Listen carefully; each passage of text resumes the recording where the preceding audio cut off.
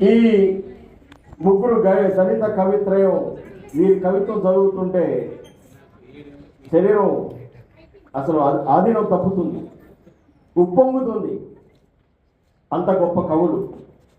మరి ఈ వీరు ఇంత గొప్ప కవిత్వం రాయడానికి ఒక బేస్ ఏంటంటే ఆ దక్షిణ కోస్తా జిల్లాలు కృష్ణా, గుంటూరు, ప్రకాశం జిల్లాలకు సంబంధించినటువంటి ముగ్గురు మహాకవులు వీళ్ళిద్దరు. ఇవి సంపన్నమైన జిల్లాలు, విద్యాపరంగా, వ్యవసాయ పరంగా, ఆర్థిక పరంగా చాలా సంపన్న జిల్లాలు. విద్యాపరంగా అయితే మరి దాదాపు 150 సంవత్సరాలు 170 సంవత్సరాల క్రితమే మరి గొప్ప కాలేజీలు అక్కడ స్థాపించబడిపోయాయి. మీ అందరికీ తెలుసు, గుంటూరులో ఏసీ కాలేజ్, మరి ఒంగోలులో ABN college, CS Sharma college, మరి ప్రకాశం జిల్లా విజయవాడ దగ్గర నోబుల్ కాలేజ్, మచిలీపట్నంలో, ఇట్లా దాదాపు 150-170 సంవత్సరాల క్రితం నుంచే ఈ విద్యా రంగం అనేది గొప్పగా అభివృద్ధి చెందింది. అయితే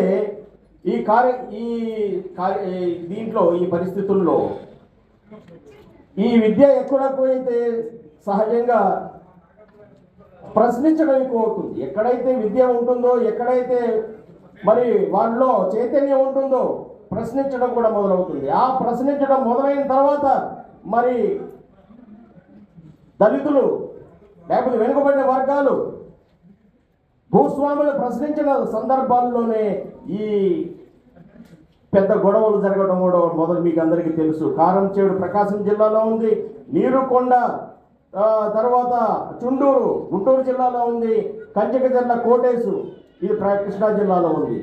ఈ 3 సంఘటనలు కూడా 3 జిల్లాల్లో జరిగిన సంఘటనలు వారిలో అటువంటి ఆ చైతన్యాన్ని తీసుకొచ్చేందేమో. ఈ చదువుకున్నటువంటి ఆ తర్వాత ఆ దళిత పల్లెల్లో